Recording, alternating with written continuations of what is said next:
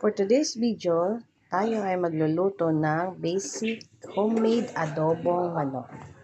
So, meron tayong chicken, garlic, onion, at patatas.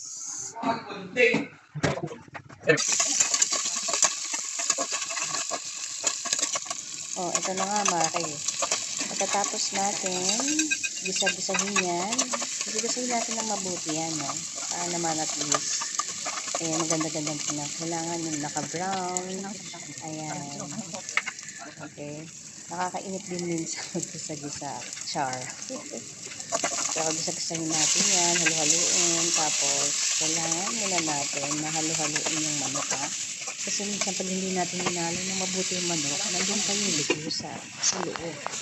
So, kailangan natin siyang lutuin talaga muna. Haluin ng haluin. Pagkatapos takpan. Another 5 minutes, check mo, takpan ulit, haluin ng haluin.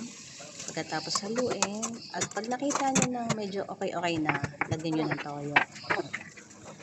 Pampalasa. Yan. Pagkatapos lagyan nyo pampalasa, lagyan nyo ng dahon ng laurel. After nyan, na ihahalo natin dito sa adobo. At pagkatapos, pwede natin siyang patatas kasi yung ginagawa namin mga kabebe. Ako kasi gusto ko piniprito muna siya. Ayoko kasi na malalaga lang siya sa toyo. Gusto ko yung piniprito siya pa medyo crunchy. Kasi prituhin mo siya. Actually yung patatas na yan is tinimplahan ko siya. Mahilig ko siya ako spicy. Hindi ko na lang ako spicy. So tinimplahan namin yan siya.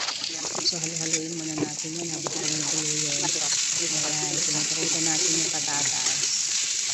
Halu-haluin natin yung patatas kasi baka masunog. Huwag naman yung sunog. Yan, pag medyo okay na siya, brown na siya, pwede natin siyang ilagay doon sa adobong manok. Ilagay mo lang siya sa gitna, okay na yun. Tapos, tatakpan mo siya. Pakukuluan mo siya ng pakukuluan para at least yung adobo mag-less yung tubig. So, tatakpan mo siya. Bago mo siya haluin ng haluin. Pag kumulo na siya, okay na.